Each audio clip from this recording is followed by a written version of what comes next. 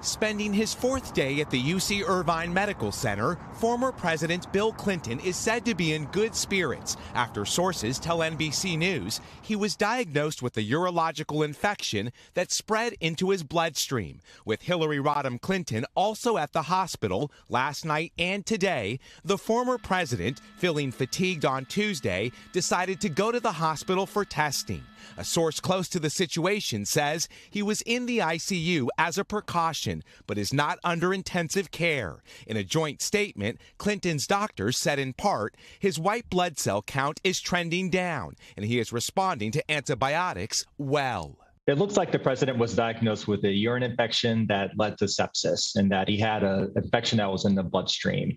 And sepsis can cause severe inflammation that can then lead to a lot of complications. So it's very important to treat it early, recognize it as soon as possible. The former president was in Southern California for a Clinton Foundation event. Feeling ill Tuesday, he was taken to the UCI Med Center and administered IV antibiotics and fluids for a non-COVID related infection.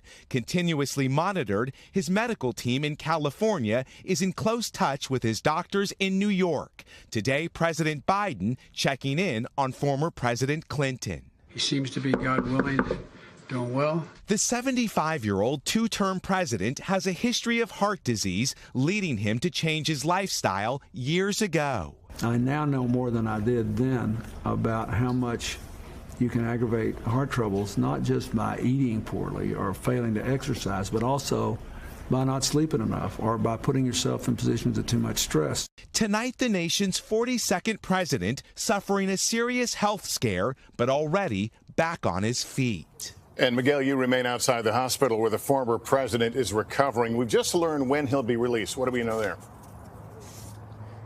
Yeah, Lester, the president will spend one more night here in the hospital. He should be released tomorrow. Doctors say if he's given a clean bill of health, he could even travel back home to New York if he chooses to.